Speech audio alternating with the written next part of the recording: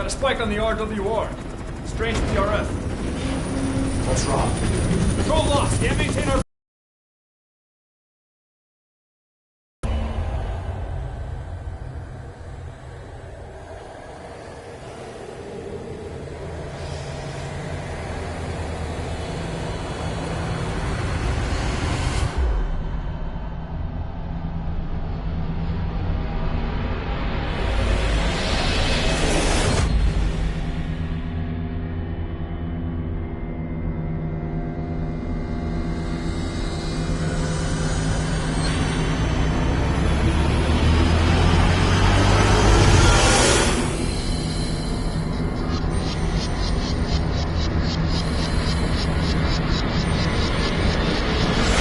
Recovered control.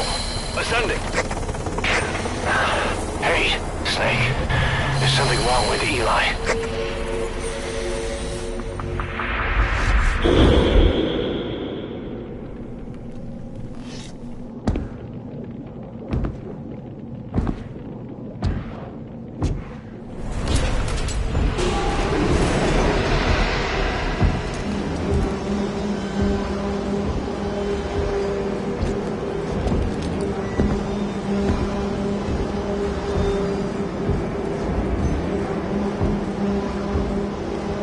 Wait!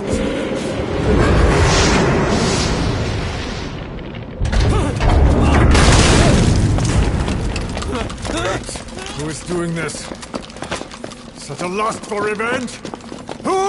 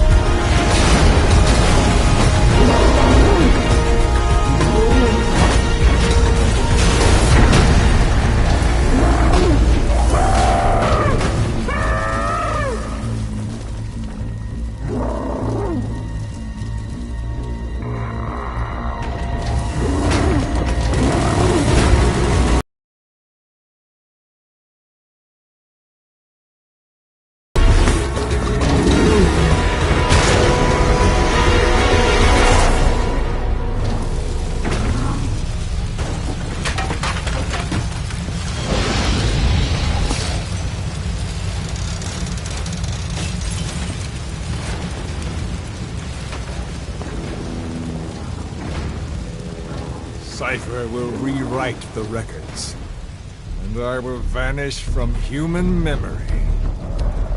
But the thirst for revenge that I have planted will infest the system. No one can stop it now. Sahelanthropus will unleash that thirst unto the future!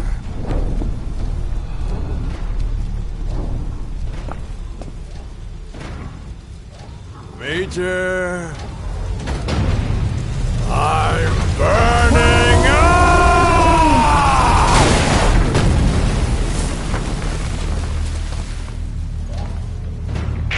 Boss, get out of there!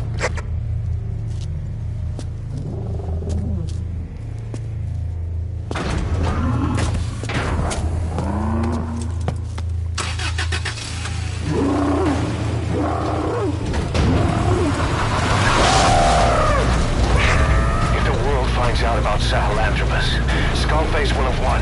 His plans will become reality. He won't even need to use nukes. That thing's mere existence would be enough to enslave humanity to the fear of nuclear Armageddon. It would tear the world apart.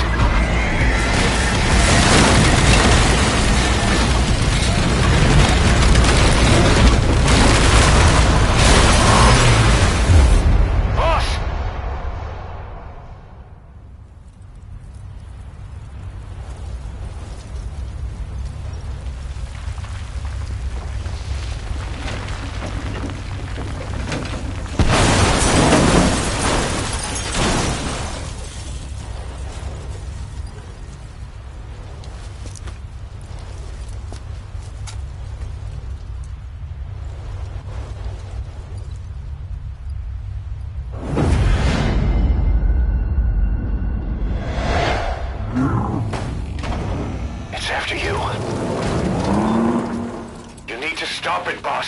Destroy Sahelanthropus.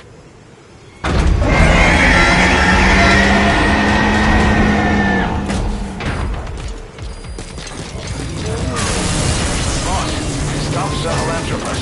Destroy that thing. I'll rally Diamond Dogs and provide backup.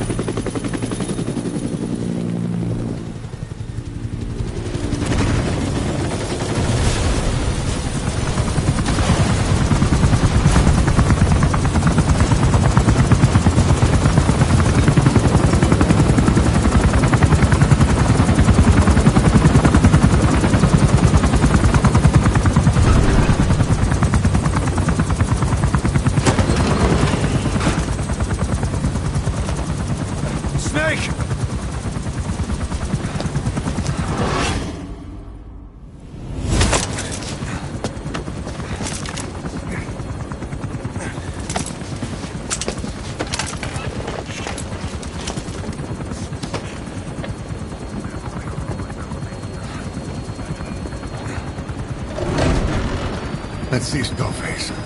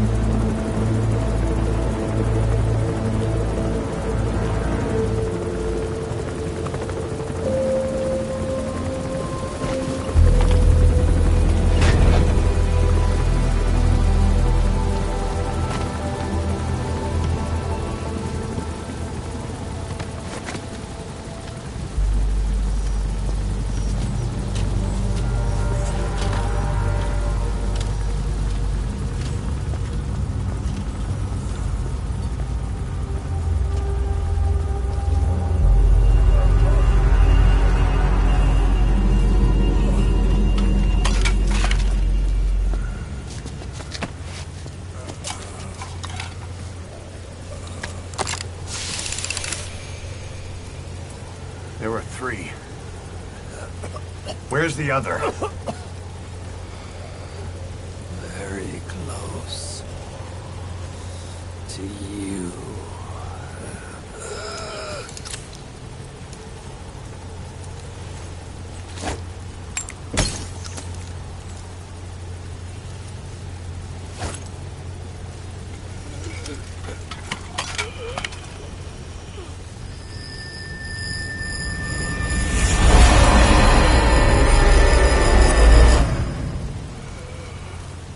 Finish me. Kill me.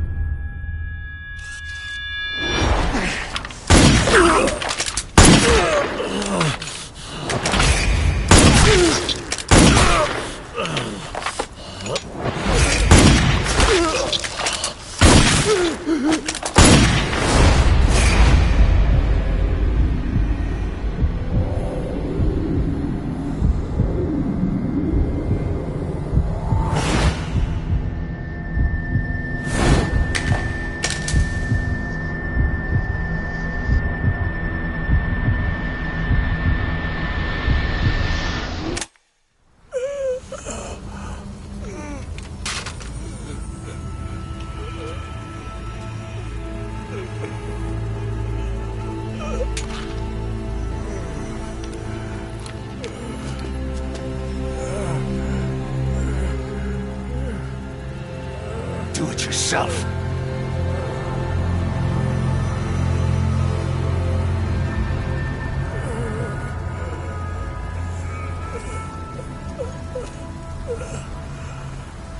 Mission complete, boss.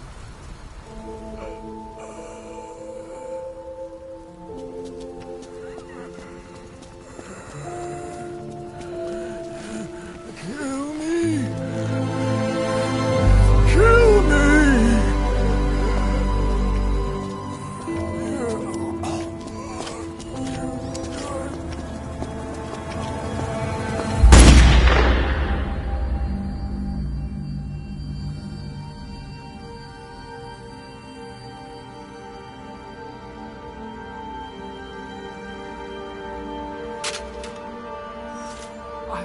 I did it! Revenge!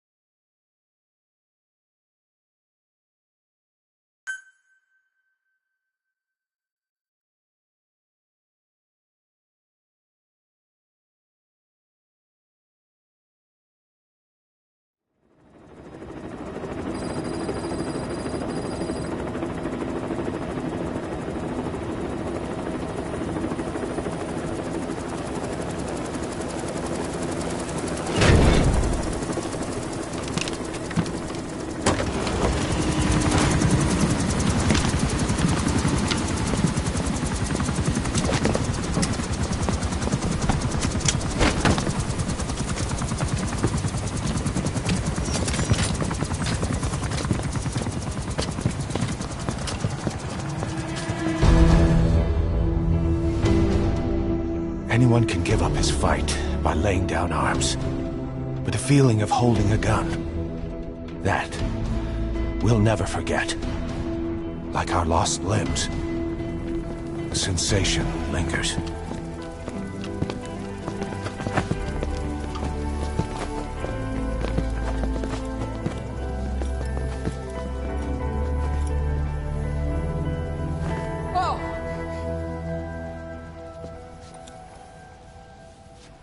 Here she comes! Here she comes!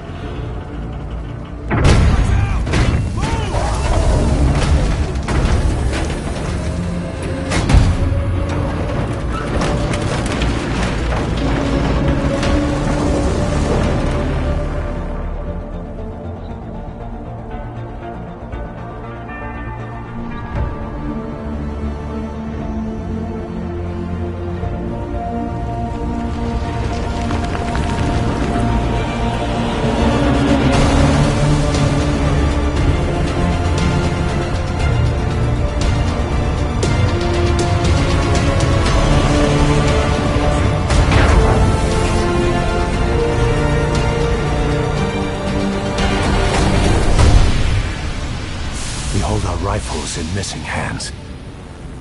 We stand tall on missing legs. We stride forward on the bones of our fallen.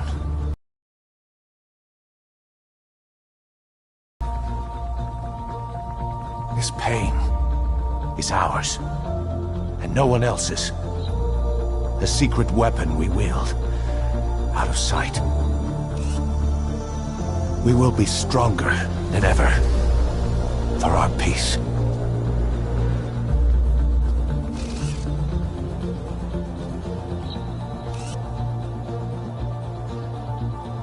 Sahelanthropus will unleash that thirst unto the future. Those were his last words. Cause. Pretentious to the end. Still. Doesn't feel like this is over. And I'll never be whole again.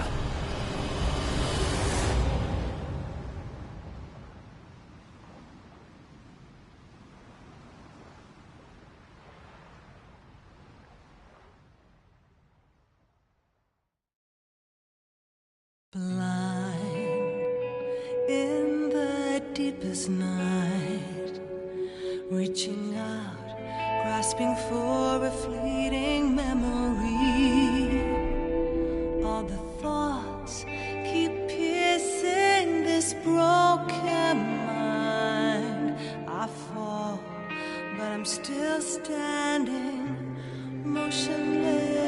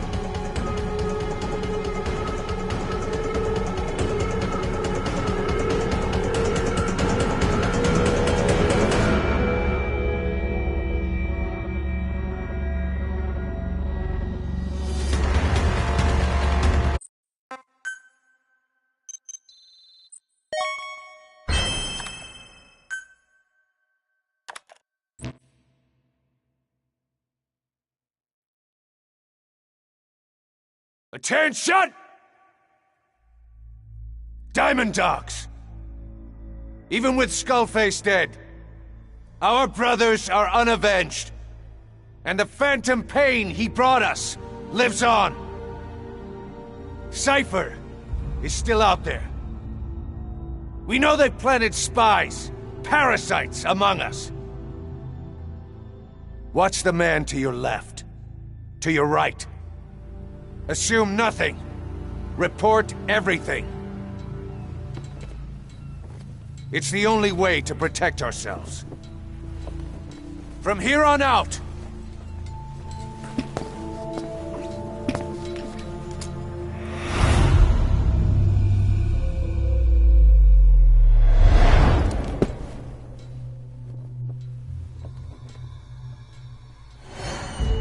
you will be my eyes. The deadliest enemy's right here in our midst. And they will get no mercy.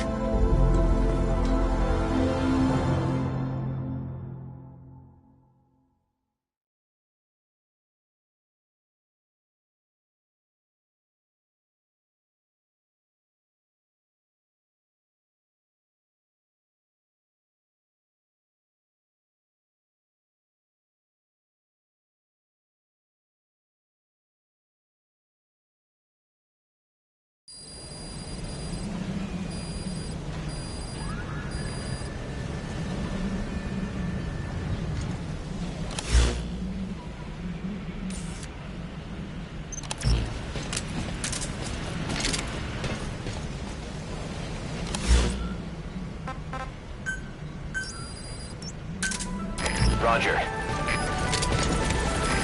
This is Pequod. Arriving shortly at LZ. This is Pequod. On station at LZ.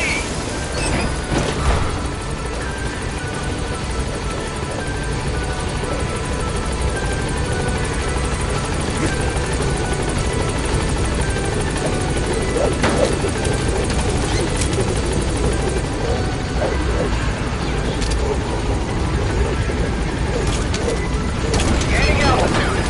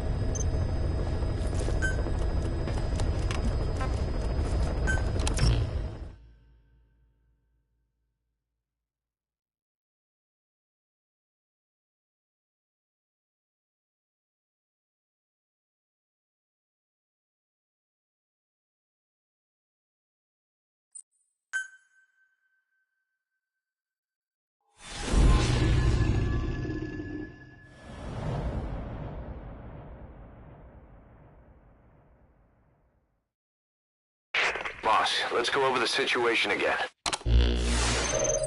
We've got another parasite outbreak in the laboratory on the quarantine platform.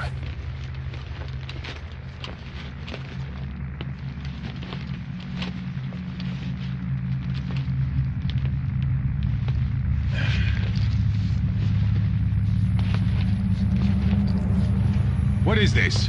No idea.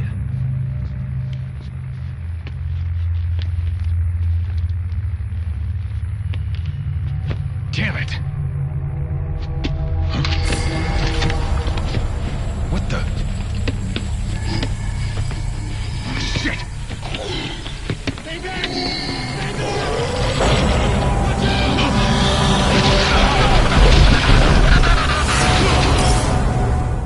We've sealed all the exits to keep it from spreading. No one's getting out. One of the researchers inside managed to isolate the parasite behind the outbreak. He faxed over his findings.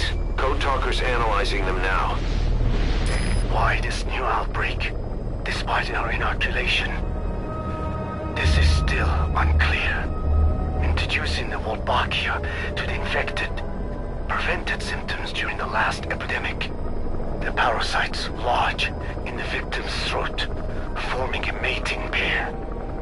But the Wolbachia turns the male to female. Two females can neither copulate nor lay eggs. That's why the rescue team went in with more Wolbachia.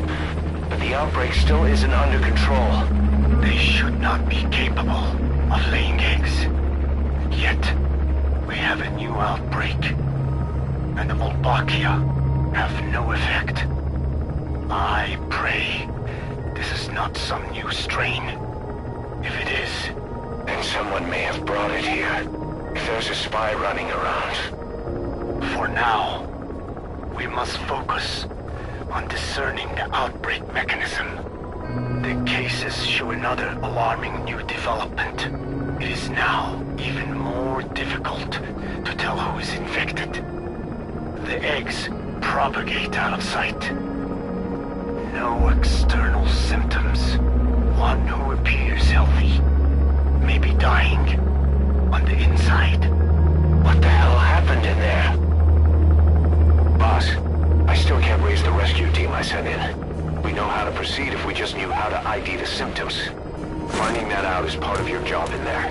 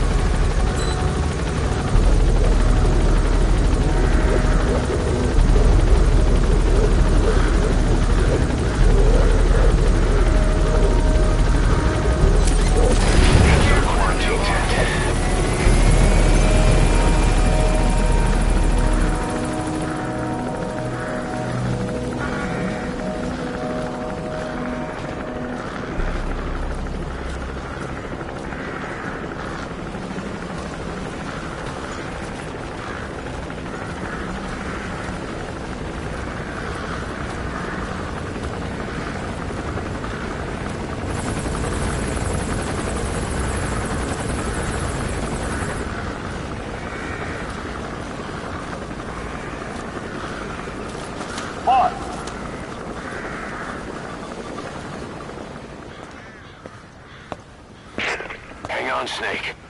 We've just had a transmission from inside. Here's the audio.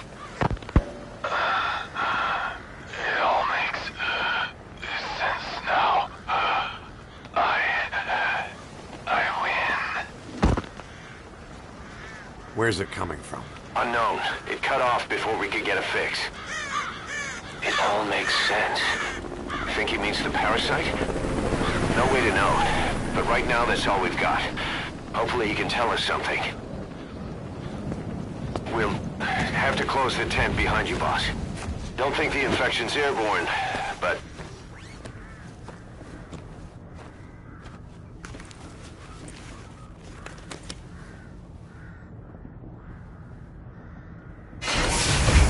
Find the source of that transmission, boss. Find our man. You never know.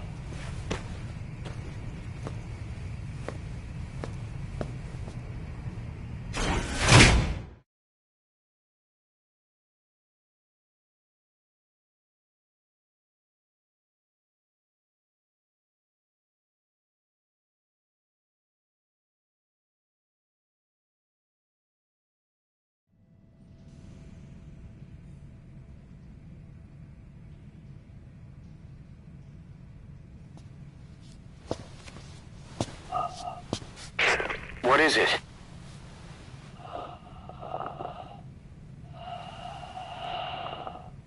Something sweet. I can smell it even through the mask. The rescue team reported that too. Said it smelled like ripe fruit. We cannot allow the infection to spread. If anyone shows symptoms, you must put them out of their misery. That includes me.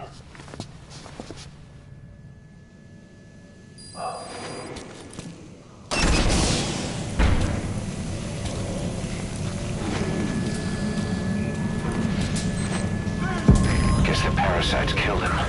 Don't touch him. He's covered in blood.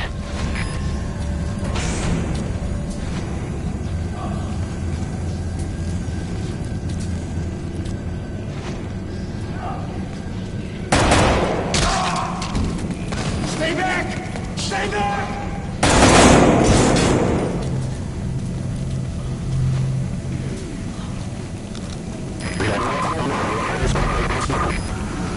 Was that more of the message? We'll try to clean it up. Help me. Help me. Please.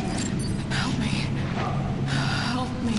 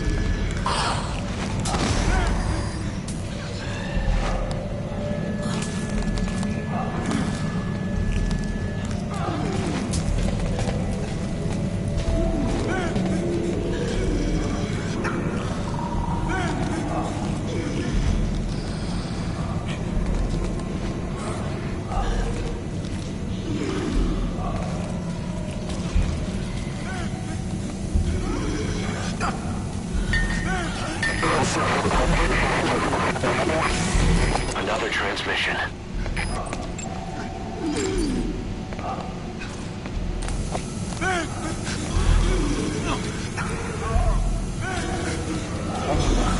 The boss will come. Boss, it's you. He's wearing a mask. He's part of the rescue team. Looks like he's not the one who sent the message. I'd like to hear what he has to say, but you need to keep going. Sorry. Radio shut up when I picked up the fire when we entered. Couldn't bring myself to shoot back. Like you said, boss. Never point a weapon at one of your own. I'll keep watch here.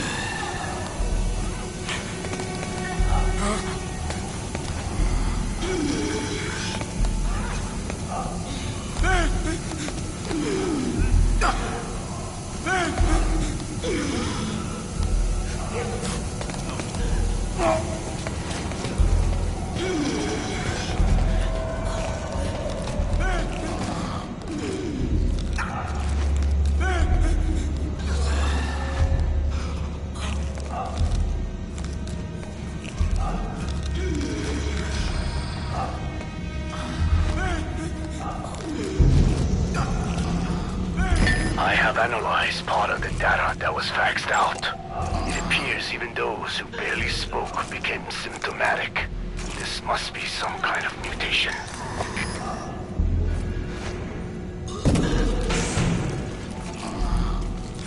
us out of here!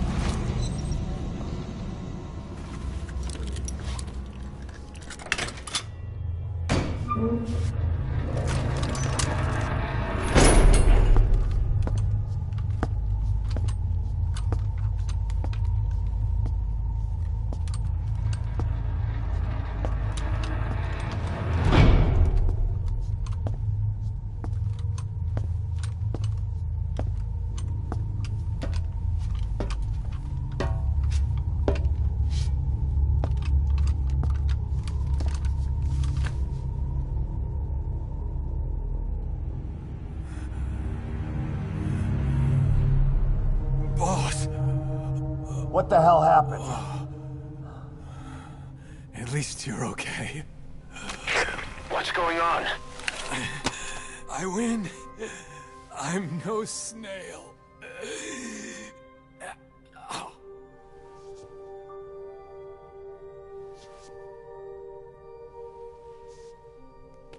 Damn it.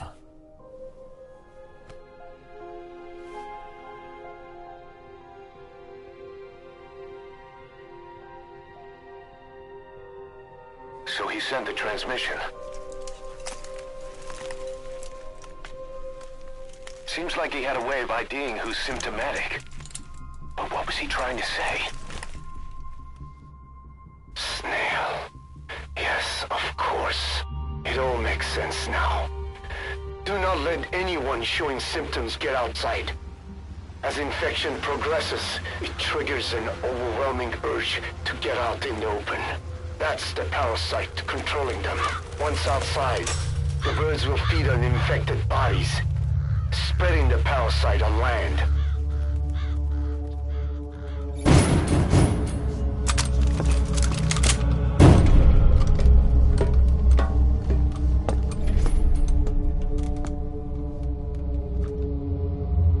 The whole world will be infested.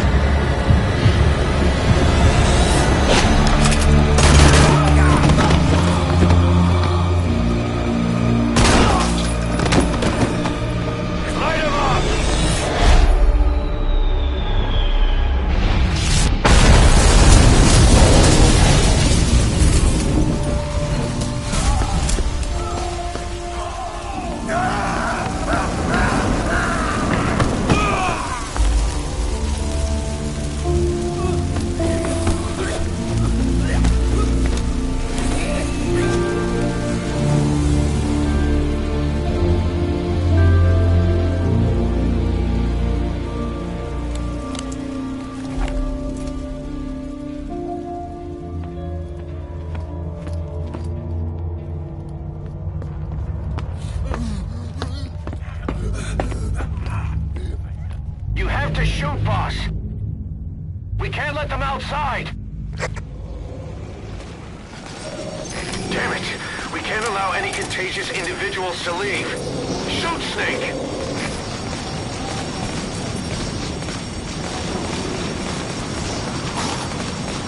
Snake, are you just gonna let the contagion spread?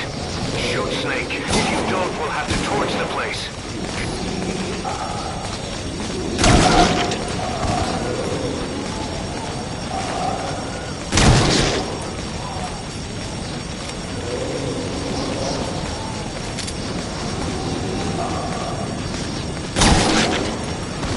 That's it. That's good. You still have those goggles. If you see a glow in someone's throat, that means they are infected. And all you can do is give them a quick death.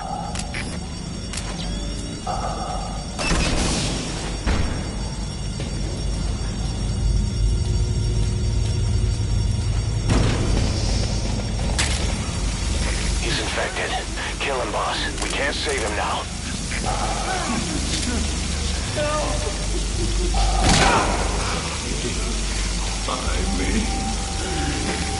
Goggles to see who's infected.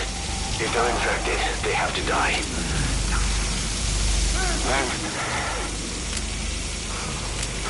I'm sorry.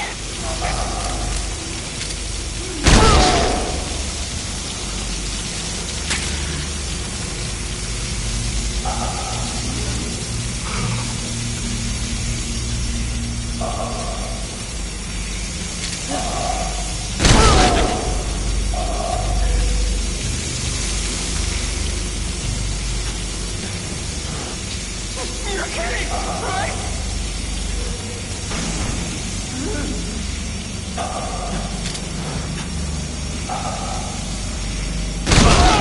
Snake! You just killed your own... Emmerich, what the hell? Nobody asked for your opinion. You expect me to just stand by and watch this?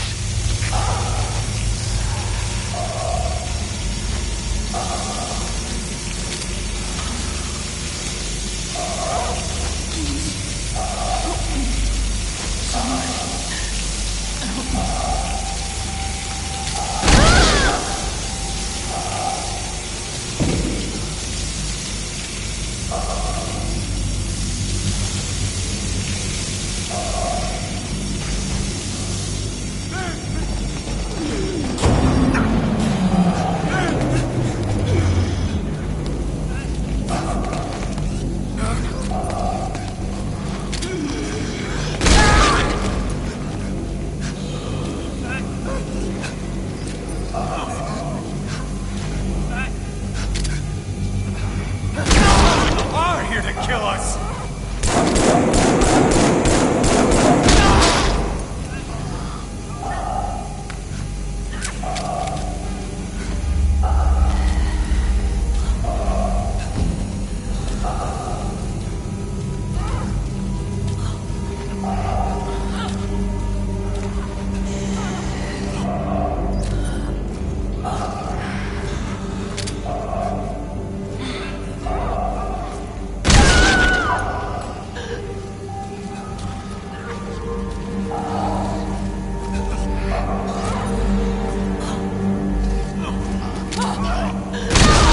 You're insane, Snake! He was one of your men!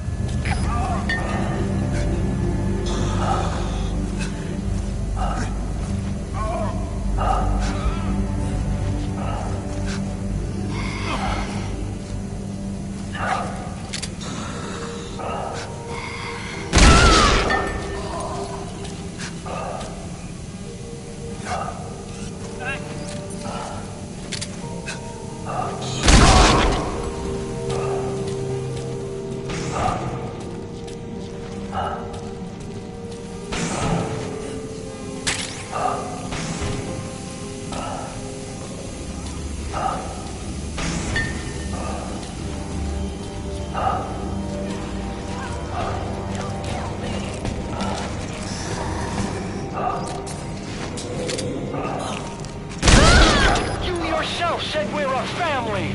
Or was it all lies? Kill me, boss! Kill me!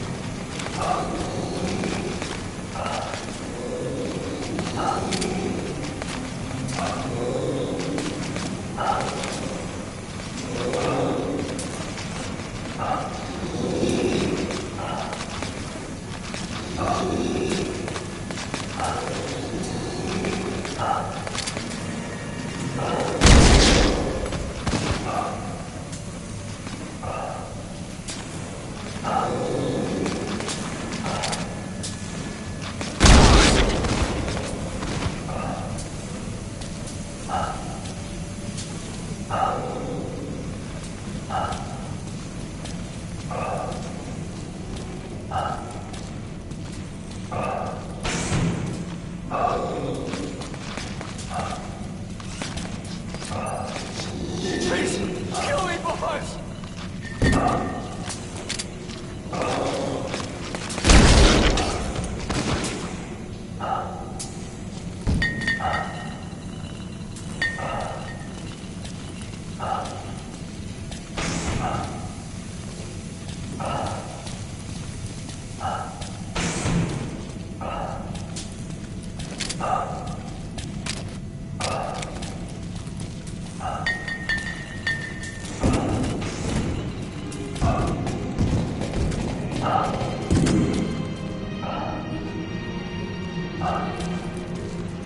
Follow me! We're going outside! No, we're dead!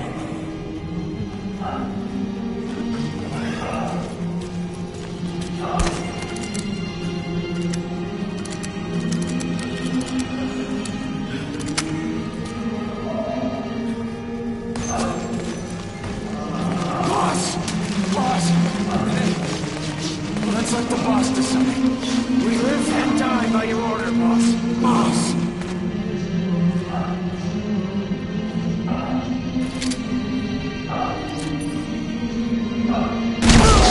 Shooting your own men? That's not the big boss I knew.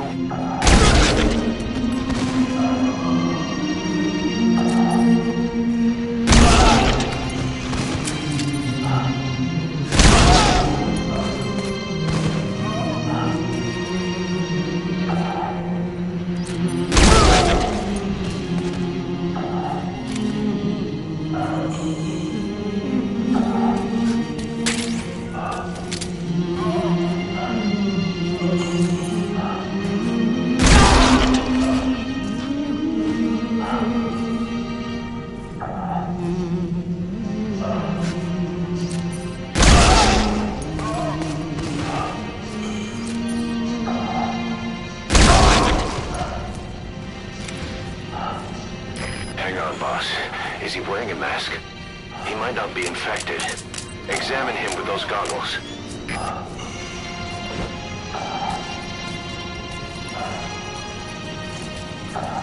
Carry the rescue team member to the exit. He's the only one not infected.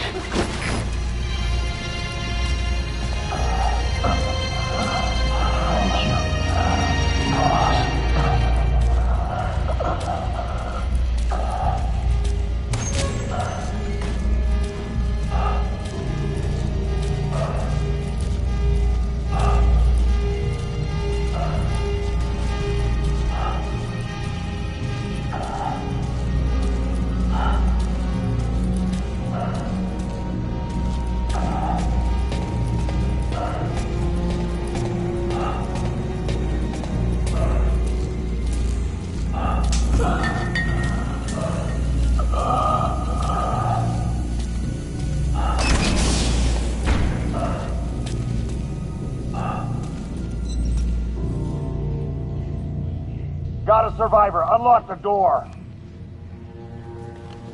Wait. I don't think I made it after all. What? You just checked him. Could it have progressed this quickly? Boss, take another look at him with the goggles.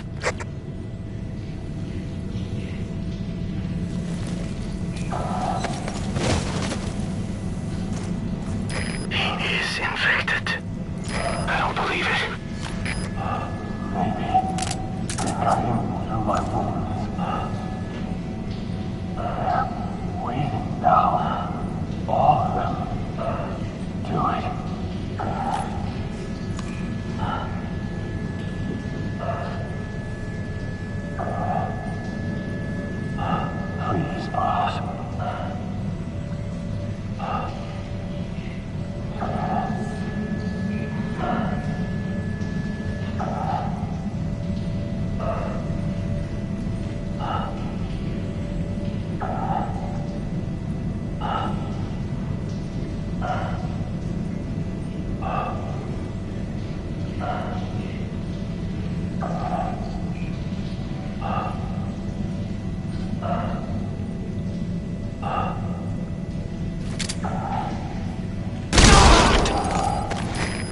sorry, boss.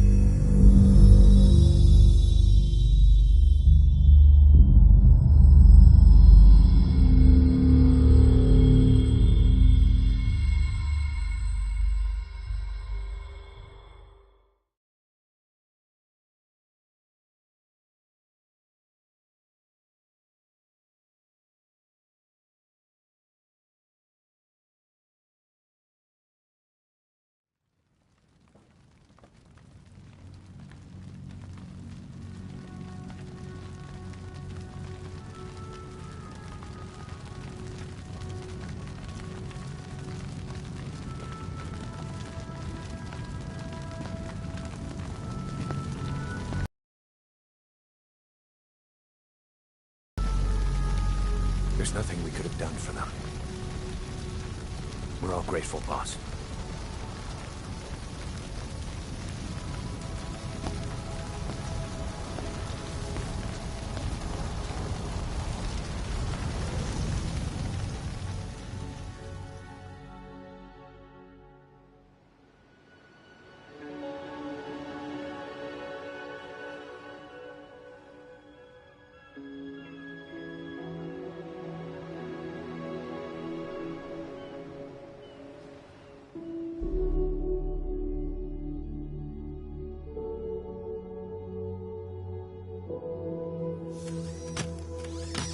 It's your fault! They're dead because of you! What? He's right. I killed him with my own hands. They were on your side! I'm on your side! And you turned them all to ashes!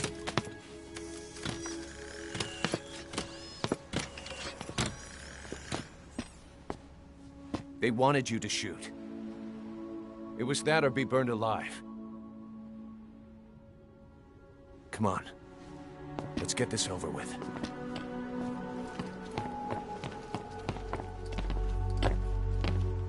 Wait.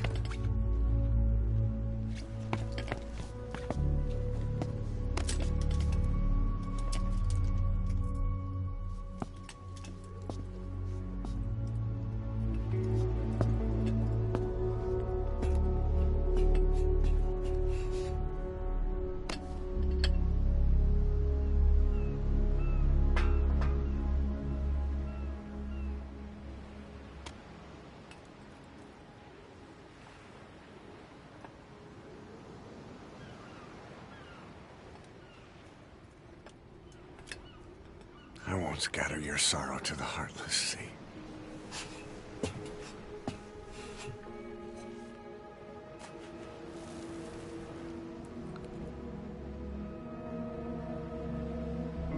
I will always be with you. Plant your roots in me.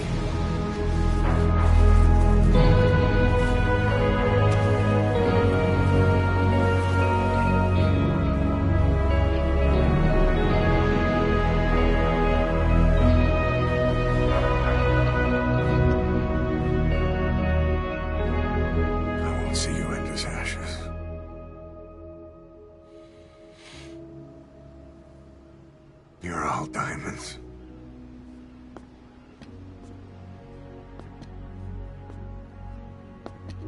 We're not burying them at sea. What then?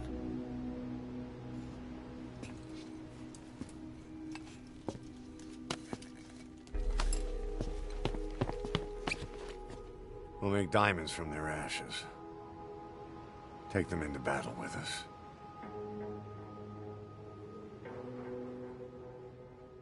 A shining light to our brothers in arms, even in death.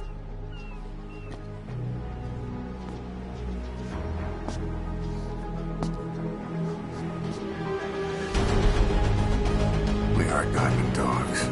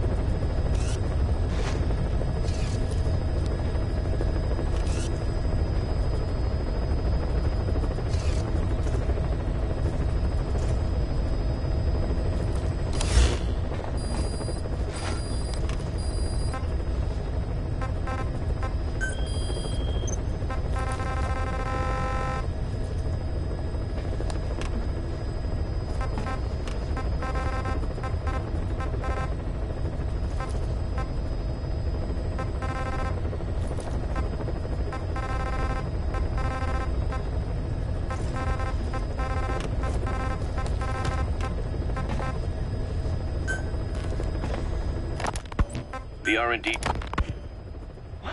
Wait, what are you talking about? Just what do you plan to do? Present the charges against you, and render an appropriate punishment. You're gonna put me on trial? Call it what you like.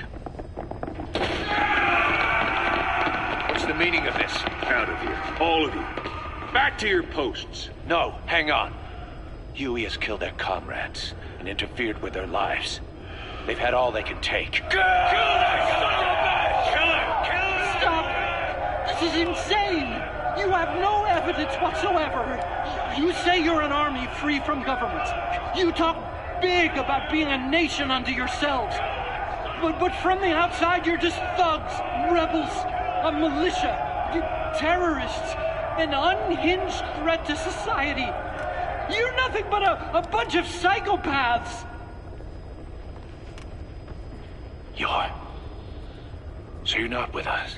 No, I didn't... I thought we were on the same side. That's too bad. I didn't mean...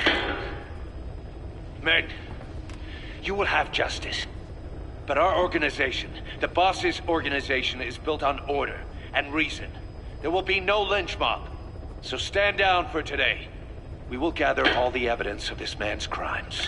And then he will be tried. Dismissed. What do you think you're doing? Go ahead and execute me. It'll be murder in the eyes of the world. You've lost your minds. Don't you get it? You're seeing phantoms. Just look at that dog. No, you named him D-Dog, but it's obvious anyone could see that's a wolf because you're all a bunch of wild dogs. You wanted to believe he was too, to feel some connection, to fight your loneliness. You wanted something to cling to prove you deserve to be alive. You wanted to forget the death, your sins, so you'd cling on to dogs, or wolves, or even Big Boss. The boss is the same, isn't he? Every one of you is alone. That's why you suspect your own. I know, because I do the same. I'm one of you too. Alone.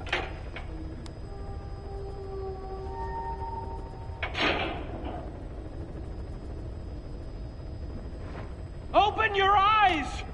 What you're doing is murder! Plain and simple. All you ever create is war! War and violence can never lead to peace!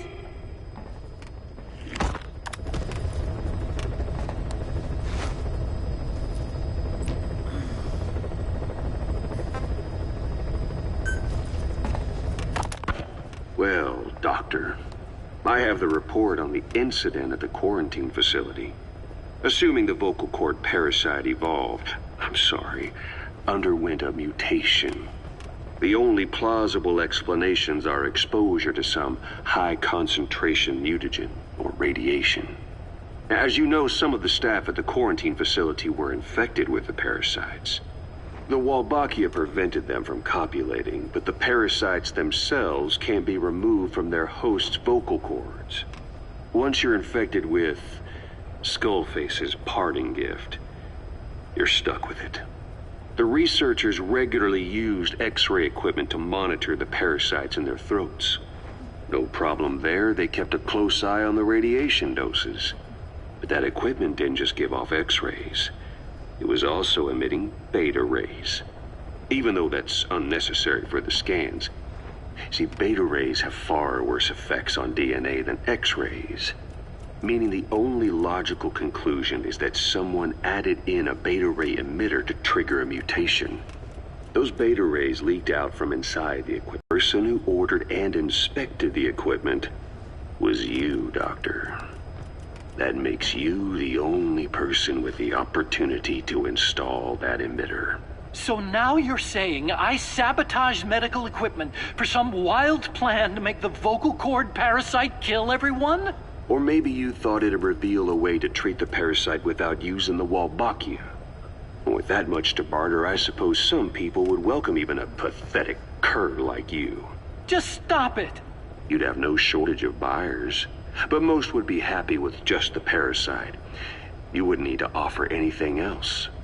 However, if that buyer already knew about the parasite, they'd also know that by itself, it's no longer the ultimate bargaining chip it once was.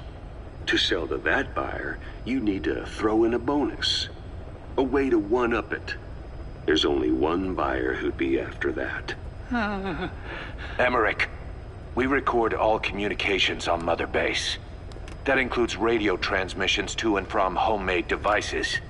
You've been in frequent contact with people in America. A private biotech company. A client of which is DARPA. And they are connected to Cypher. You made a deal with Cypher. You offered them a new parasite in exchange for your safety. This is the only place in the world where the vocal cord parasite still exists. And you used it as a testing ground. Tried to resurrect their bioweapon. But your plan to obtain the parasite has failed. Your bullshit ends now. And don't think you're leaving here alive.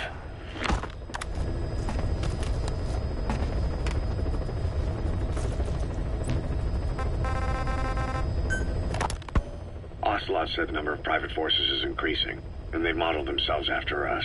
They're a far cry from the likes of us. But why? 9 years ago we made enemies of the world as a nuclear-equipped force, independent of ideology or state. Yes. Sooner or later, the real UN would have stepped in. So why are they giving these PFs free rein? That's our fault, too. What do you mean? What happened 9 years ago was a real problem for a lot of people. An organization as big as ours, with our facilities, was wiped off the map. Not an easy thing to hide. But if our existence came to light, so would the names of our clients. We had contracts all over, east and west, from superpowers to banana republics, the lot. Our clients denied all association with the likes of us. They had to make sure things didn't blow up on them. But at the same time, they missed us. They really missed us. The demand for armies for hire was as strong as ever. The international community turned a blind eye to what happened to us, despite still needing people who could do our jobs. History couldn't afford to lose us. As soon as we were gone, they needed a replacement. So private forces spread everywhere.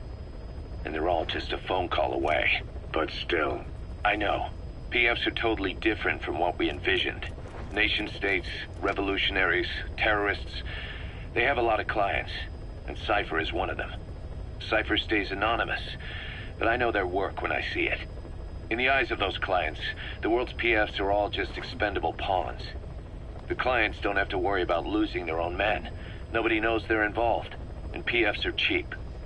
In short, the world is chewing up soldiers and spitting them out. Even some of the old Mother Base's survivors are still working for PFs. Some guys created their own smaller forces. Others were taken on by emerging PFs. Everybody's gone their separate ways. But none of them are living their dream, because they're not fighting with you. Of course, I tried to headhunt as many of them as I could for Diamond Dogs. It was all a waste of time. They said they weren't interested without you to lead them. But now you're back. And everything's gonna change. We'll unite all private forces under you, transcending nations and economies. What is a nation? Just a patch of dirt. The bonds among us will surpass nations, and that's what'll put the world under our control. We'll establish a new kind of country, redefine the very concept of it.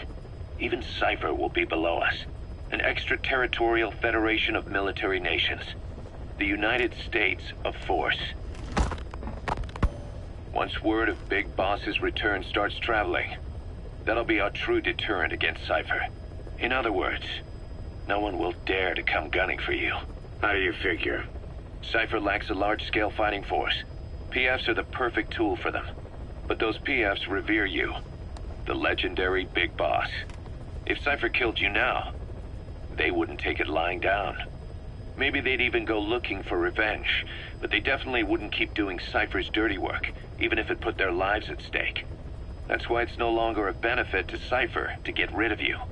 The very fact that you're alive is our greatest defense against Cypher. Nice to know. It'll buy us some time while we get back to full strength. Just keep in mind that what I'm saying is generalizing a lot. In practice, the PFs around the world don't know your face. Just declaring that you're Big Boss won't be enough to convince them. And if they see you as an enemy, they'll come at you with everything they've got. Some hero. That's why you need to bring them back to Mother Base. Show them on your terms that you really are the one and only Big Boss. Once you've proven that, they won't hesitate to join us.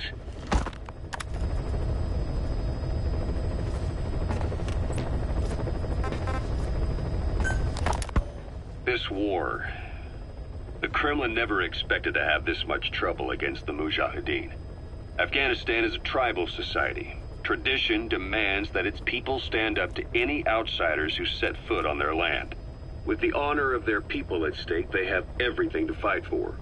No matter how hard the Soviets hit them, they continue to appear out of nowhere, striking back then vanishing again. But there's one thing even the Mujahideen fear. Every last one of them. The Soviet gunships.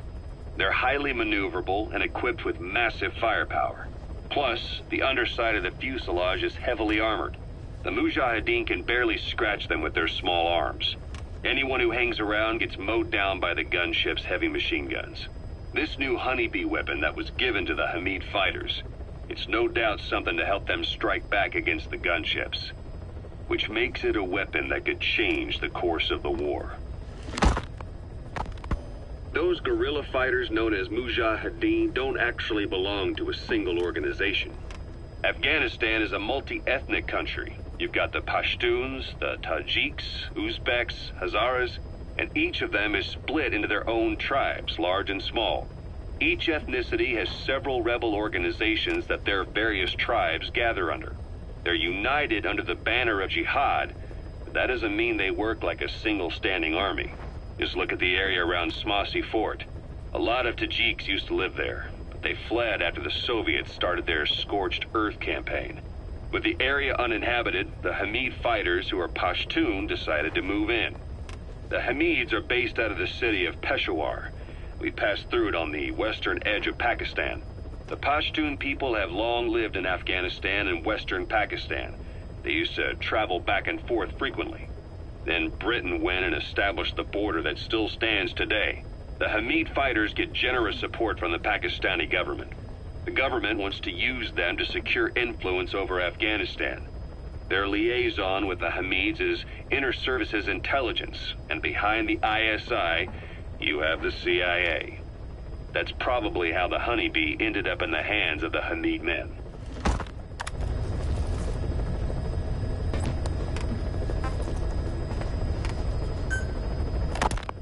I had the R&D team analyze the honeybee. How? The CIA wanted it with everything intact. They took it apart to look at it. Then they put it back together. Everything intact. That's the R&D boys, all right. Turns out the honeybee's homing capabilities are a cut above previous manpads. It can detect a broad range of infrared wavelengths, and even ultraviolet for supplementary guidance. Hence the name, huh? Right. Honeybees rely on UV light to fly. With this device, flares don't do the target any good. That's why the Soviets are losing so many gunships. And why the CIA was so desperate to get it back. It wasn't just about preventing the Soviets from devising countermeasures. What if the likes of Iran got their hands on it? American aircraft would be put at risk too. We can use this tech to develop our own portable missile. That'll give us a huge advantage. It'll take a little time before the analysis results can be applied to actual implementation. But we'll keep moving with the research.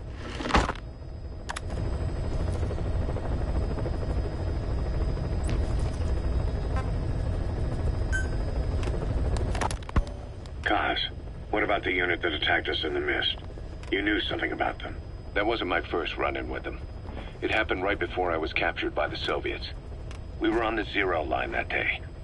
The Afghan side.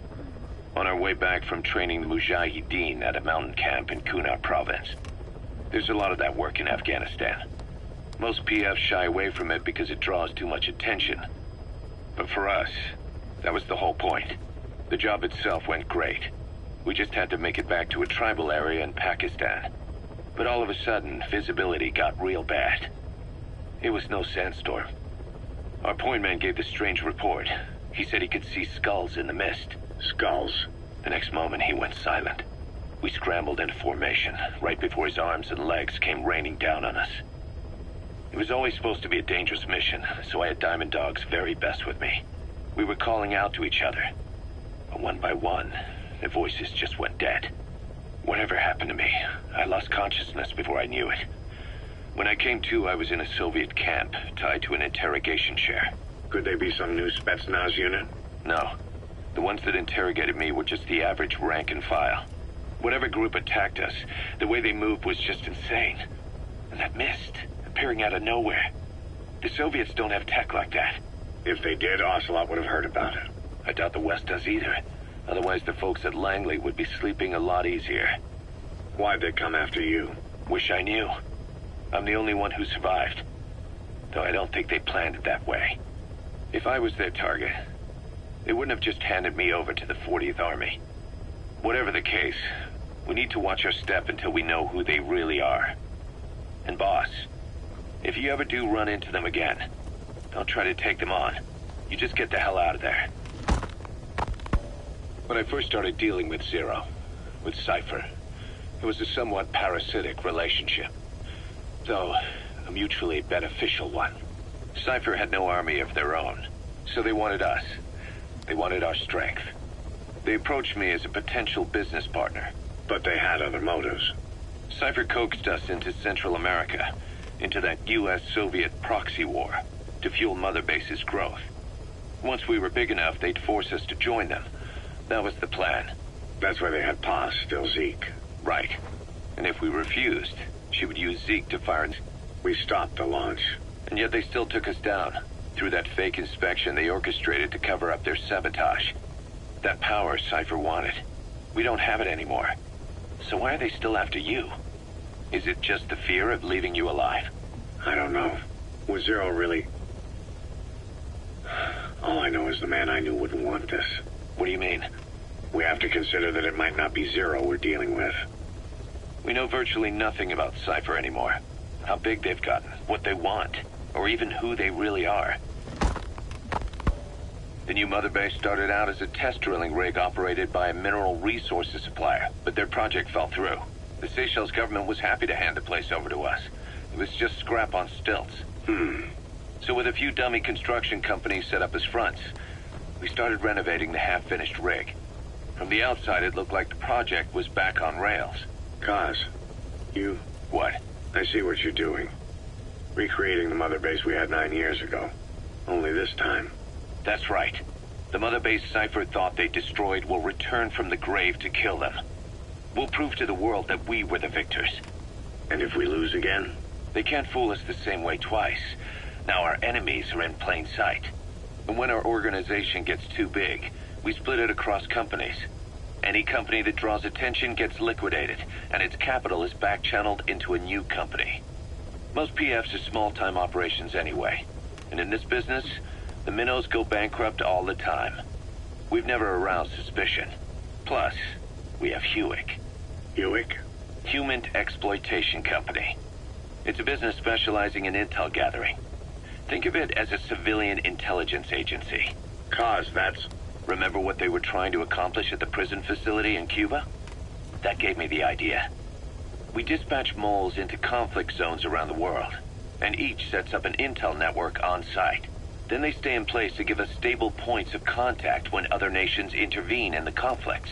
Hewick's strength is that it has a cutout at each level. You get your job from one guy, then you hand it off to another. No one has direct access. It's a perfect black box. Hewick members also work their way into the superpowers intelligence agencies to make sure Diamond Dogs gets work. We have those countries by the balls. That's our deterrent when we need it. Networking?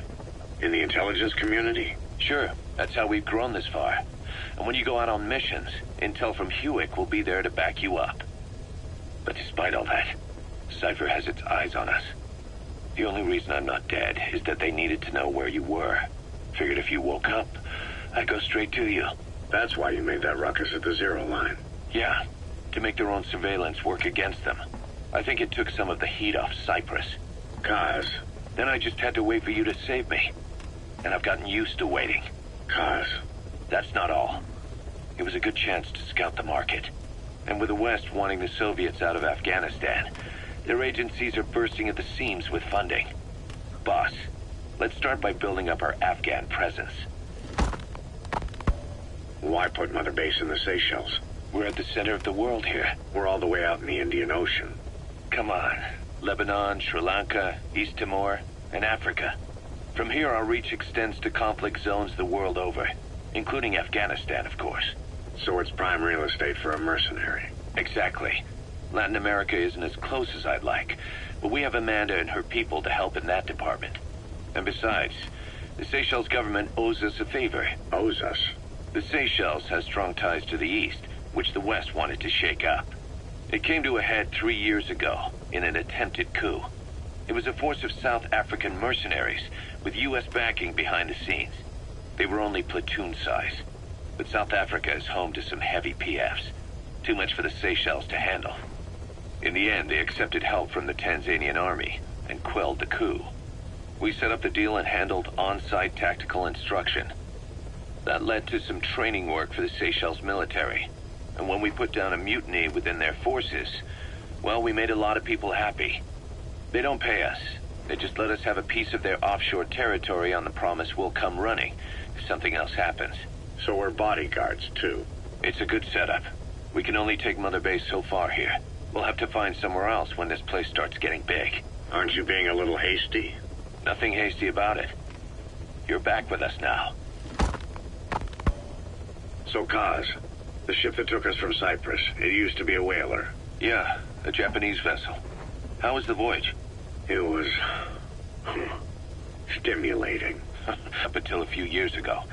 Her displacement isn't anything to write home about, but she can really move. She still had plenty of life left in her, but then the work dried up. Global opposition to whaling has been mounting for years. Is that right? The push to ban it has been gaining traction for a little over a decade. Individual species came under protection as the years went on. And then 2 years ago, the IWC adopted a moratorium on commercial whaling. Several countries, including Japan, fought it to the bitter end. But eventually, most whaling companies had no choice but to throw in the towel. You ever tried whale snake? Can't say that I have. When I was a kid in Japan, practically everybody ate it. That good, huh? The country was poor in those days, and whale was cheap. International opinions changed since then. In any case, that's why we were able to get a bargain price on the ship. Of course, we did end up spending 5 times the purchase price in modifications. We had to really work to fit in all the ESM and communications gear while keeping the whaler look intact. Right now, she's going around conducting SIGINT missions. In the future, we plan to use her as a communications relay base between you and Mother Base, and also as a chopper resupply vessel. Diamond dogs. The word diamond originally comes from the Greek adamas. It means indomitable, unyielding. Other words for the stones often mean eternal bond, fortitude, or purity. The same is true of the Star of Bethlehem flowers you laid on the boss's grave. They represent innocence, as well as chastity, yielding to no man while maintaining one's virtue. In other words, staying loyal to something.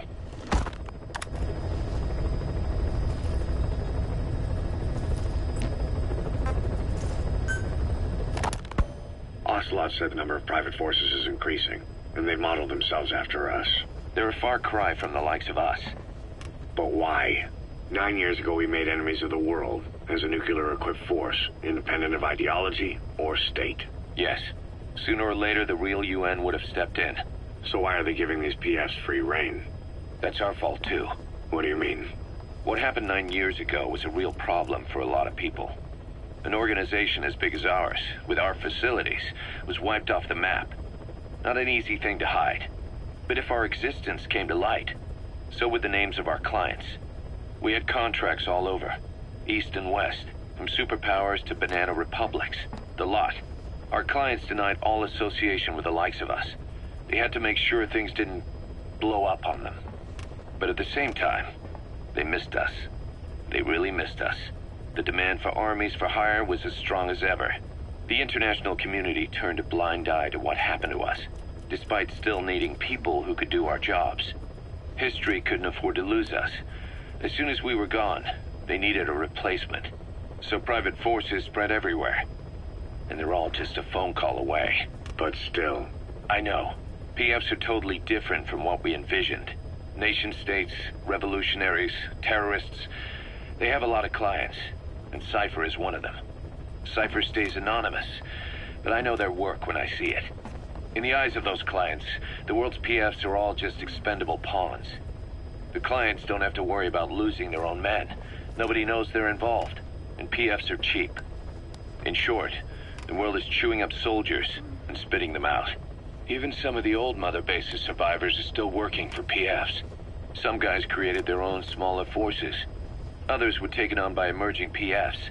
Everybody's gone their separate ways. But none of them are living their dream, because they're not fighting with you. Of course, I tried to headhunt as many of them as I could for Diamond Dogs. It was all a waste of time. They said they weren't interested without you to lead them. But now you're back. And everything's gonna change. We'll unite all private forces under you, transcending nations and economies. What is a nation? Just a patch of dirt. The bonds among us will surpass nations, and that's what'll put the world under our control. We'll establish a new kind of country, redefine the very concept of it. Even Cypher will be below us. An extraterritorial federation of military nations. The United States of Force. Once word of Big Boss's return starts traveling, that'll be our true deterrent against Cypher. In other words, no one will dare to come gunning for you. How do you figure? Cypher lacks a large-scale fighting force. PFs are the perfect tool for them. But those PFs revere you, the legendary Big Boss. If Cypher killed you now, they wouldn't take it lying down. Maybe they'd even go looking for revenge, but they definitely wouldn't keep doing Cypher's dirty work, even if it put their lives at stake. That's why it's no longer a benefit to Cypher to get rid of you. The very fact that you're alive is our greatest defense against Cypher. Nice to know. It'll buy us some time while we get back to full strength. Just keep in mind that what I'm saying is generalizing a lot. In practice, the PFs around the world don't know your face. Just declaring that you're Big Boss won't be enough to convince them. And if they see you as an enemy, they'll come at you with everything they've got. Some hero. That's why you need to bring them back to Mother Base. Show them on your terms that you really are the one and only Big Boss. Once you've proven that, they won't hesitate to join us.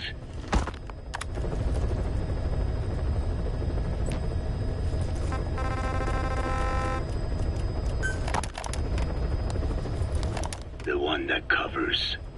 The parasite that lives on the surface of the Skull's bodies is what gives them their power. Similar to my children, who live in my skin. I modified the parasites I isolated from the body of that old man, differentiating them with various abilities. One that can blend perfectly into its surroundings by exposing the pigments in its cells at will. Another that, by harboring multiple species of metallic archaea, can oxidize and reduce metal. Isolating the one that covers and transplanting it into an artificial medium should provide the same abilities as the skulls, but they can only subsist within a human body. Once transplanted into the medium, they will eventually die. Another thing, the weakness of the one that covers is desiccation. Their surface moisture loss is greater than ours. The reason they give off mist is to alleviate this by releasing the salts inside them as microparticles. Water vapor condenses around them, appearing as mist. But this dries out the atmosphere until they cannot even produce mist. And once their supply of water from the host runs out, the parasites are in danger. They, along with their host, enter a form of suspended animation. However, a similar effect occurs if they come into contact with a large amount of water. Rain, for instance. The one that covers will temporarily abandon other processes in his eagerness to absorb the water. Pitijolone. Make the weather your ally.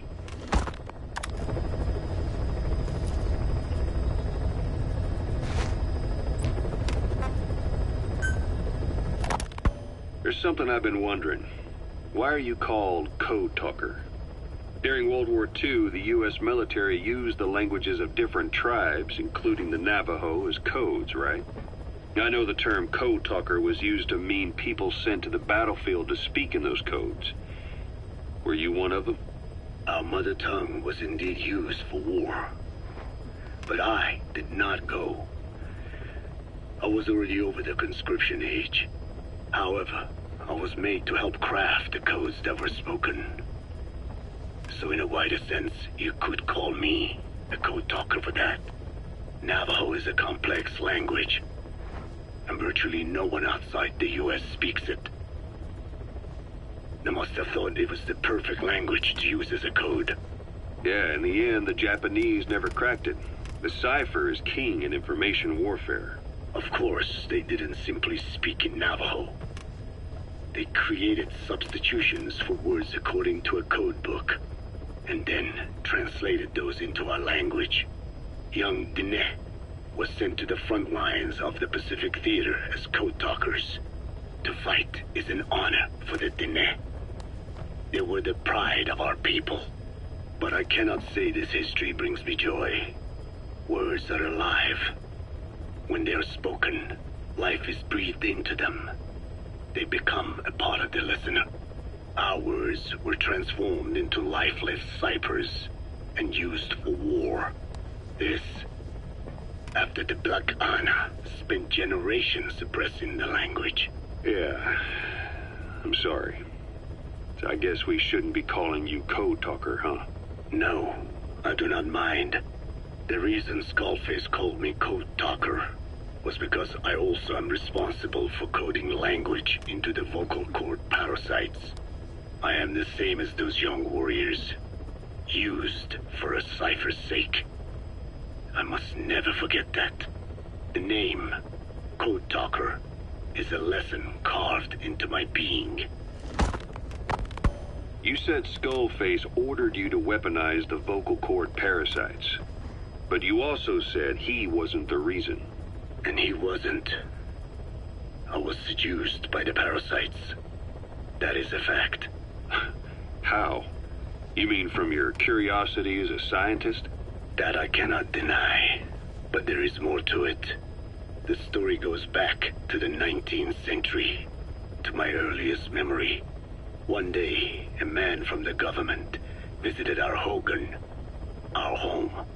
I cried as he yanked me from my mother's arms and took me away to an Indian boarding school. From that day forward, I became George. This was the name my teacher gave me. I was forced to give up my Dene name, forbidden from speaking anything but English.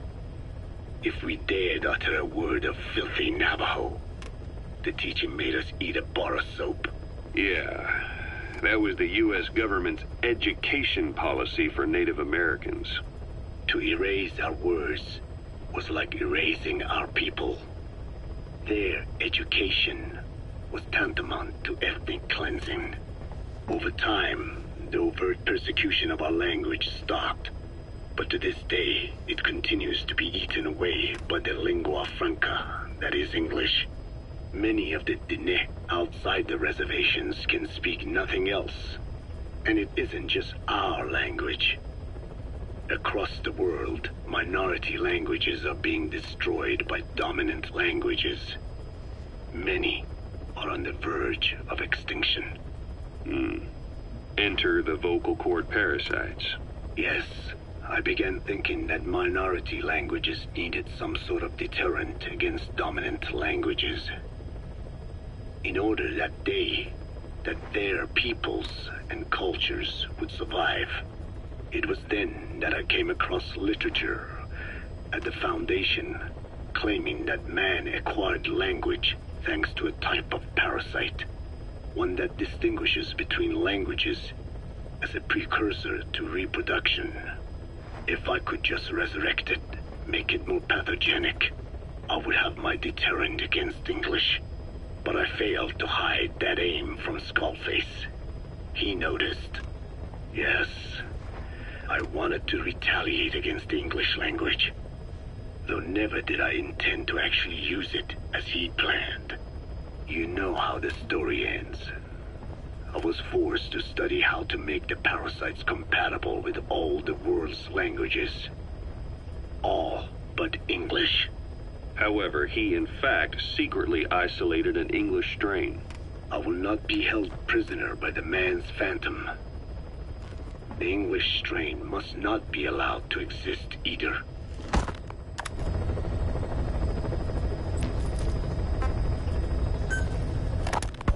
I have no doubt Skullface's plan is almost complete. At that point, I will no longer be of use to him. I must leave behind this record at least.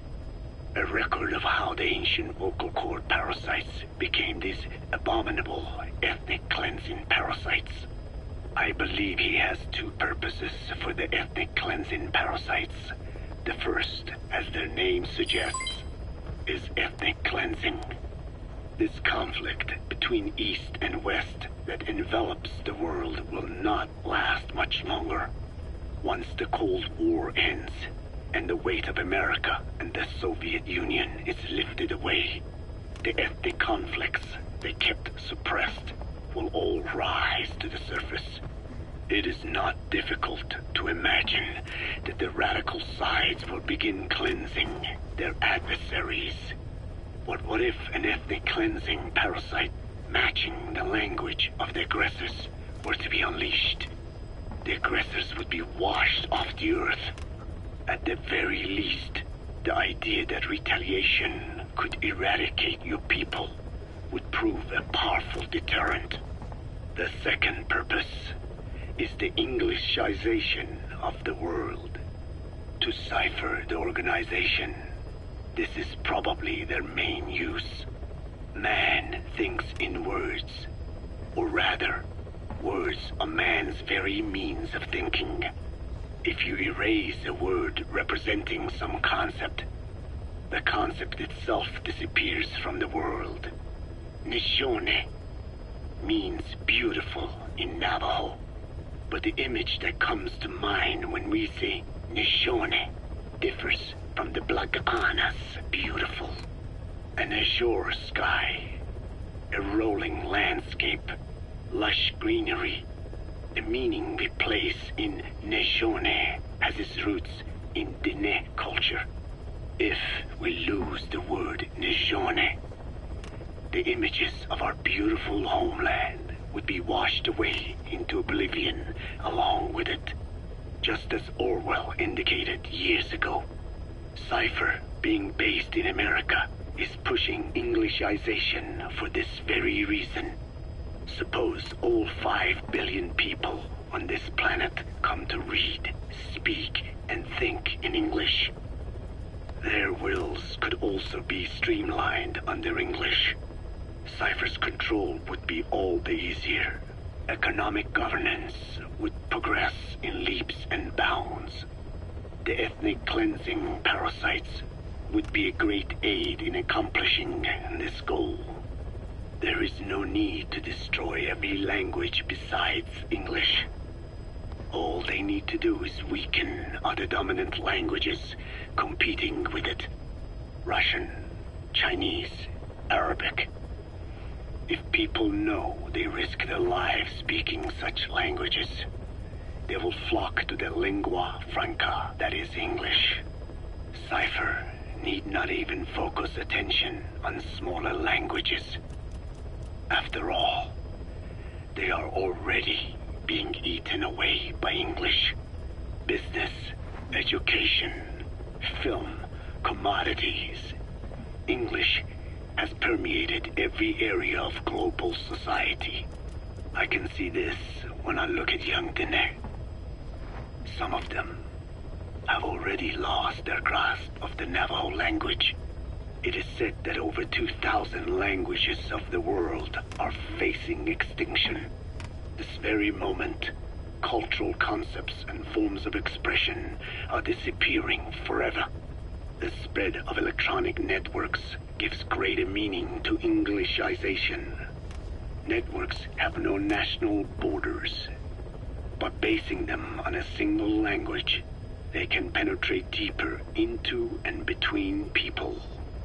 That basic point of unity provides the ideal environment for someone who aims to control people's wills. But how does this differ from building the Tower of Babel? The ethnic cleansing parasites attempt to rob man of his words. Such irony. It was the vocal cord parasites that gave words to him in the first place. Ancient man had no language. Unable to produce complex sounds due to the structure of the throat, he could communicate only through simple vocalizations and gestures. Then the vocal cord parasites infected his larynx. Man's transition to walking upright did not gift him solely with intelligence, but also with his voice. At the time, the vocal cord parasites never harmed man. They merely took a small measure of nourishment. In fact, you could call it a symbiotic relationship. Some animal species use particular vocalization patterns to attract a female and reproduce. Songbirds, certain insects, and also the vocal cord parasites. The difference is that the parasites themselves did not produce sounds. Rather, they had their hosts, man, do it for them. Once secure on the human host vocal cords, a male vocal cord parasite caused the host to produce a certain sound pattern, something like a warble of a bird. Meanwhile, females parasitizing other host pharynxes need only wait. Upon hearing the sound pattern of an attractive mate, they would manipulate their hosts into making contact with the person it came from. The female traveled through his host's saliva to the other host's vocal cords, where the male was waiting and the pair copulated. We can only imagine how the female manipulated his host, but it was probably through smell. Smells traveled directly to the limbic system via the olfactory cilia in the nasal cavity. Volatile compounds released by the female would stimulate the limbic system, which controls instincts, making the host feel amorous. This kind of sexual selection naturally led to competition between the male parasites. Males that had their hosts produce sounds perceived by females as more attractive succeeded in copulating and producing offspring. Evolutionary traits caused by sexual selection are curious. The peacock's feathers, the mannequin's dance, the firefly's luminescence pattern. Even with courtship behaviors that are not advantageous to survival, those individuals that excel in them produce offspring, and it escalates with each generation. The same was true of the vocal cord parasites. Courtship vocalization rhythms and intonations became more sophisticated, and in order for man to produce such sounds, they had to alter his vocal organs. By lowering the position of the larynx and developing resonating chambers, they enabled more complex pronunciations. But that was not all. The vocal cord parasites activated a transcription factor that would later control man's language ability. A protein that, due to its appearance, is called forkhead box protein P2, or FOXP2. Activating this transcription factor led to the development of brain function capable of creating sophisticated frequency changes. This was the pinnacle of the vocal cord parasite's prosperity. However, this sophisticated pronunciation control was too useful for man to ignore. Once human sexual activity ceased to be only seasonal, and having lost pigment-based sexual characteristics, distinctive vocalizations became the most effective means for humans to attract mates as well. Combined with logic pathways hardwired into the brain, or universal grammar, it was not long before advanced communication was possible. This was the birth of language. Luckily for man, it was around this time that a particular retrovirus was circulating. While not lethal, it infected not only man, but the vocal cord parasites as well. It is presumed that this virus removed part of the parasite's DNA and reverse transcribed it into man's reproductive cells. It was a vector. Among the genes it transcribed were the ones responsible for the production of language. The vocal cord parasite's vocalization genes were written into the human genome. The parasites were no longer of any use to man now. Man could use his voice as he pleased, when he pleased, hindering the parasite's courtship vocalizations. Having lost their opportunity to reproduce, the parasites died out, leaving behind only the transcribed genes. The vocal cord parasites were once in symbiosis with man. Its genes even became a part of his. Humans and parasites are extremely close. As such, it will be extremely eliminate the vocal cord parasites. Even cutting them out will be no simple matter, which is exactly why these ethnic cleansing parasites are such a formidable weapon.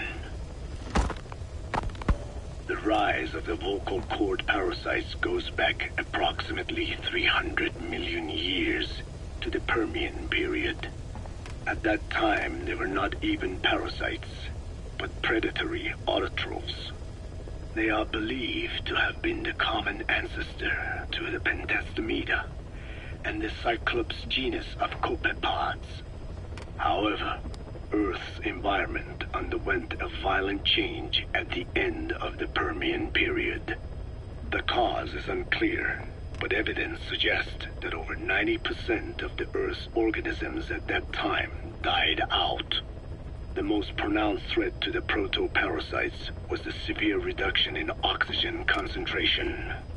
The result was cladogenesis, a splitting that gave birth to a new strain that could parasitize other organisms' respiratory apparatus. This survival tactic helped lower their oxygen consumption, and inhabiting the throat kept them securely in contact with inhaled air. The best survivors were those that parasitized the reptiles that flourished at the time. Entering the Triassic period, the reptiles evolved into dinosaurs, and the protoparasites shared in their success. Dinosaurs developed respiratory organs called air sacs to adapt to the low oxygen environment. These in particular helped the protoparasites thrive. But another trial awaited them. The end of the Triassic period saw another drastic change in the Earth's environment. For most parasites, the male and female take the same host.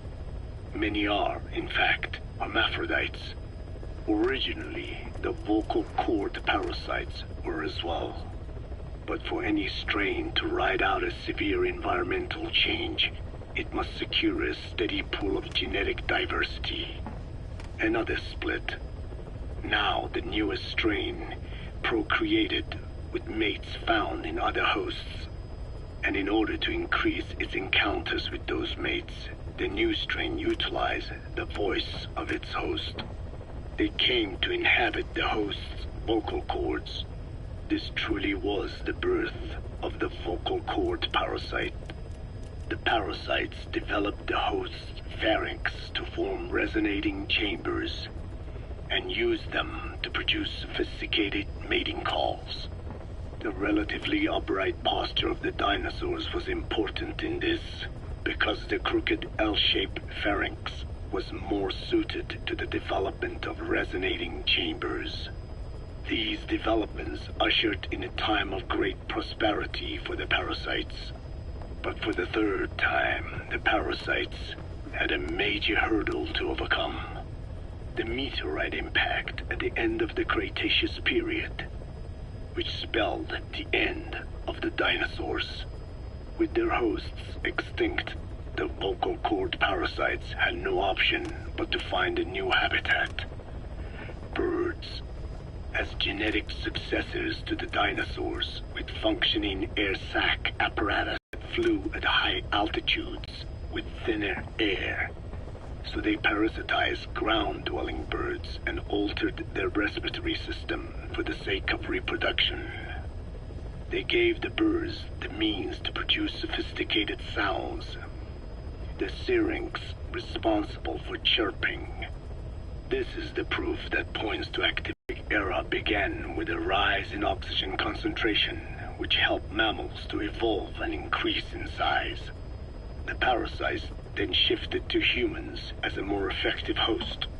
Humans' bipedal upright walking meant that our throats could support larger resonating chambers. At first, vocal cord parasites entered humans using birds as their intermediate host.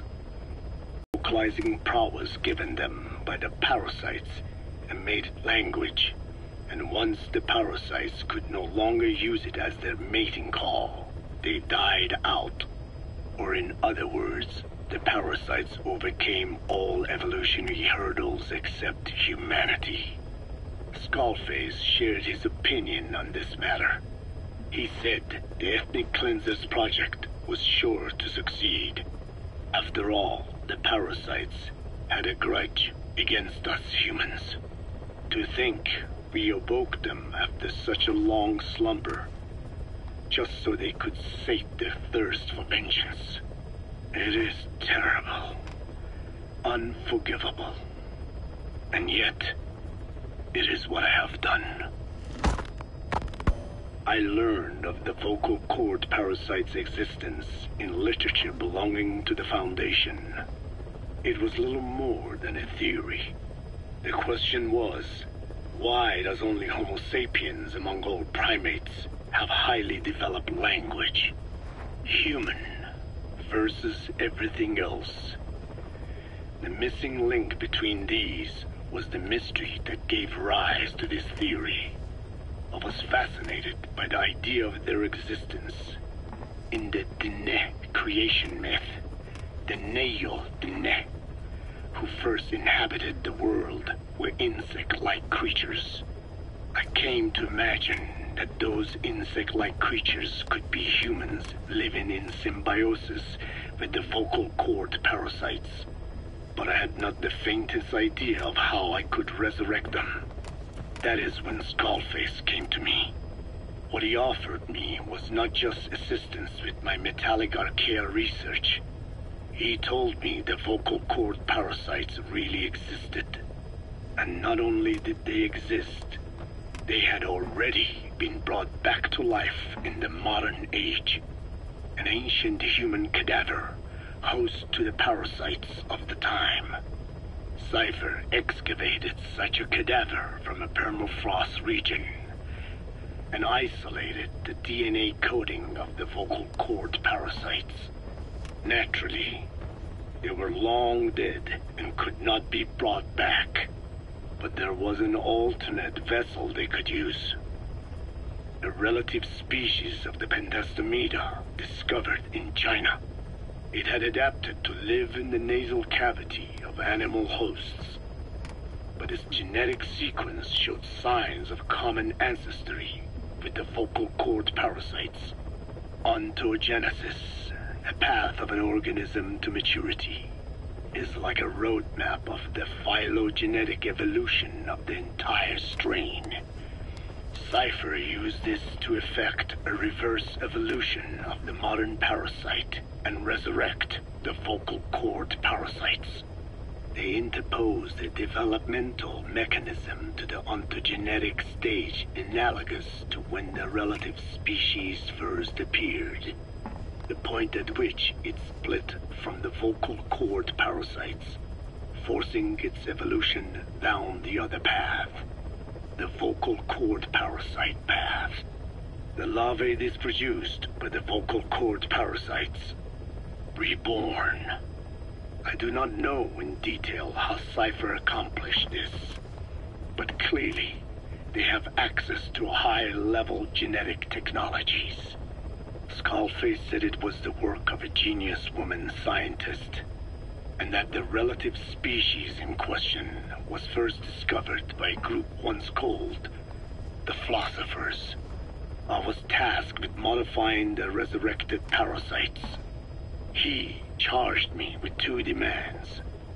First, to add living to these organisms that had once lived in peace with man, by unleashing the larvae's latent desire to consume nutrients from the host's lung tissue making them eat and eat until the lungs were destroyed.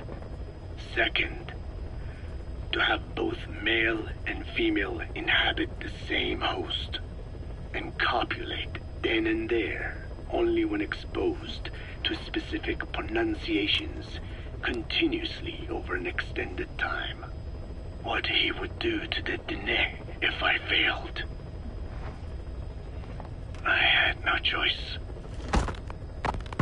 Originally, the ultimate objective of the ethnic cleansing parasite project was the identification of not only languages, but of actual cultures. Language is deeply connected to ethnicity, but many languages are employed by multiple ethnic groups, and confrontation between those ethnic groups is by no means rare. If the cleanser parasites were to be a deterrent against ethnic conflict, they had to distinguish between groups using means other than pure language. The original plan called for this to be achieved by differences in the transmission vector. Each ethnic group has different lifestyle customs and eating habits. For instance, parasites living in shallow water and taken in through the skin could be used to target rice farming groups, or parasites using cows as their intermediate host would be ineffective against cultures that abstain from eating beef. But that is a lofty goal indeed. The current parasites mainly rely on droplet transmission. It would take extensive time to alter the transmission route. I eventually learned that the Ethnic Cleansers project had been shut down. It was Skullface who put it back into operation. But despite that, he told me to forget about the transmission route and just focus on language identification. I do not know why. I understand that the Chinese philosophers who discovered the relative species of parasite originally planned to develop a phonogrammic Alexia parasite. The left temporoparietal region is home to the part of the brain that identifies the phonetic symbols of the English language. They wished to create a strain that would parasitize that region and suppress its literacy functions. The brain area responsible for identifying the logographs of Chinese, meanwhile, is in the left middle frontal gyrus, meaning that even if native speakers of Chinese were infected with the parasite, the literacy would be unaffected. Old and new, east and west, there is no limit to the delusions of those in power. But this delusion threatens to become a reality. I have to do something to stop this. There must be something I can do.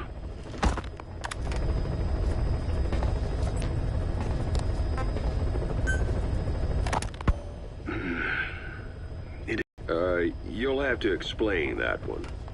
The term refers to a unit of eusocial insects like ants or bees.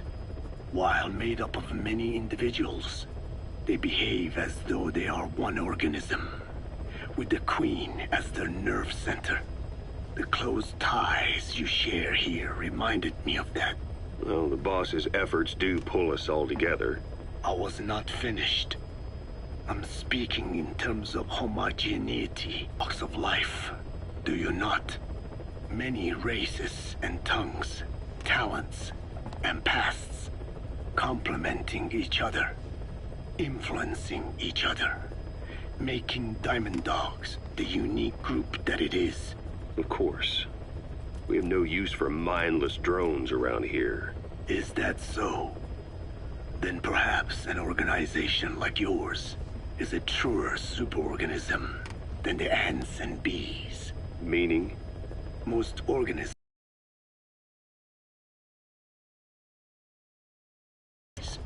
take the cow, for instance.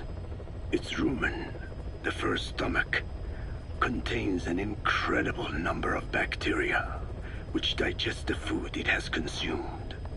Without their help, The cow could not break down the fiber in grasses.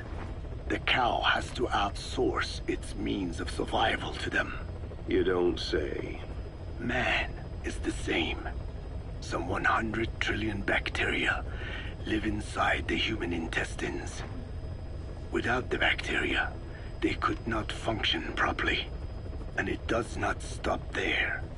The stomach, the mouth, the skin, even the placenta contains bacteria that coexist with us. The same is true of parasites.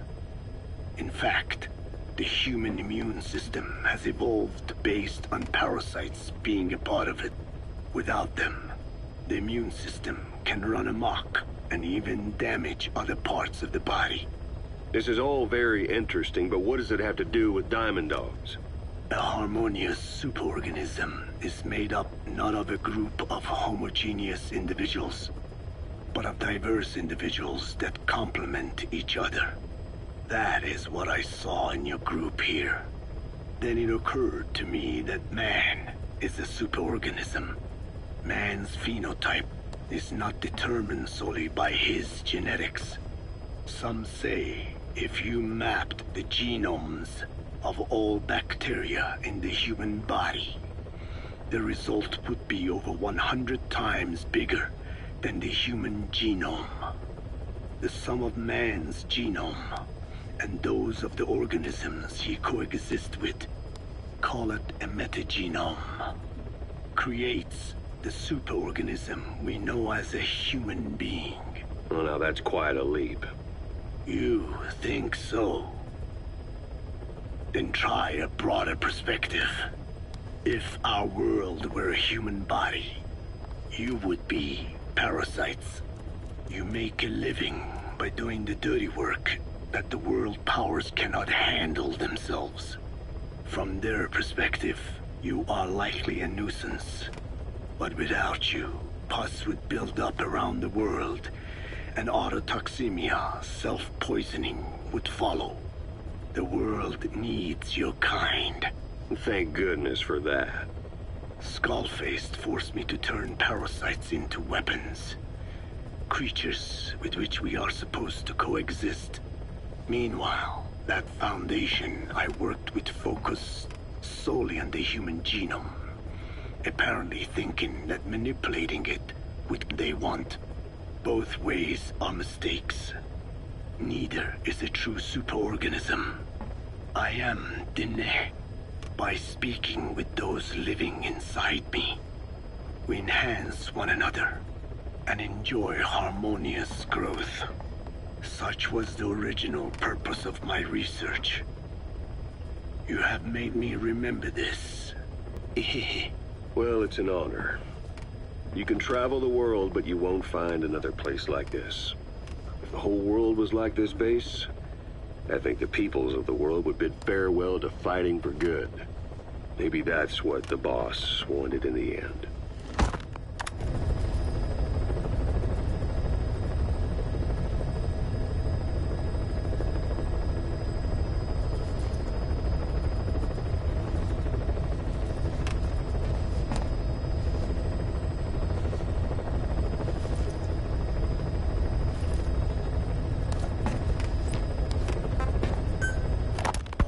Skullface has finally burned out. The world is rid of his existence at last. Was he still alive? You could say that. But you could also say he'd been dead for decades. What's that supposed to mean? Biologically speaking, it's hard to say how much was his life. Side effects from the treatment? No, the primary effect. Keeping a dying host alive as long as possible. That is the whole point. But in the end, he grew too dependent on his children. As if he had any other way to keep on living. He first underwent parasite therapy before the Soviet Union became his home. His body was horribly burned. Fire washed across his thin young frame and stole his skin and his throat, even his lungs. Only through repeated therapies could the parasites keep him alive. Most of his life became something the parasites gave to him. And then he lost the ability to die. That is correct. The parasites live on past the host's death, still aiding cell composition. At that stage, there is no way to extract them from the host cells. There is no way of knowing when the last cell of Skullface's body would die. The only choice was to burn the whole thing. And his children, along with it. And I am one to talk. When my life is snuffed out, I expect you to treat my body the same way. And when I burn, I will truly be one with my children for the first time. You say there were 3 English vocal parasites? According to Skullface, yeah. Skullface had 2 of the English strain with him. You burned both of them. There was an oil fire. I tossed him in. So that just leaves 1. And you tell me Skullface said he used it? He said it was very close to me. Very close. One of your comrades, or someone ordered to kill you. Or he could have been speaking metaphorically. Metaphorically? Close to your spirit, close to your heart. Someone who either loves you or despises you. The second one makes a long list. Whichever it is, act with caution. Skullface implanted someone with the English language strain. Who it is irrelevant. Why? I tell you what Skullface really meant. Very close to you means you will be exposed. All the infected here have been given the Wolbachia. Even if the vocal cord parasites infect them now, they cannot reproduce. But if there's a different host among us, host to the English strain. If that were the case, we'd see the symptoms. What about the non-English speakers? We have plenty of those, but the staff use English as a common language. But if that someone has not spoken English yet, and begins to speak it now, there'd be another outbreak. The final mating pair of the English strain must be found immediately. Skullface is gone, but his threat still remains. On this base, do you see what the final mating pair is? With him dead, those parasites are the stain he wished to leave upon the world. His thirst for vengeance. In the flesh. Think. Does anyone here bear a grudge against you? Who would target you, specifically? The ethnic cleansers that Code Talker mentioned, they weren't Skullface's true goal. All we have is circumstantial evidence, but here's my theory.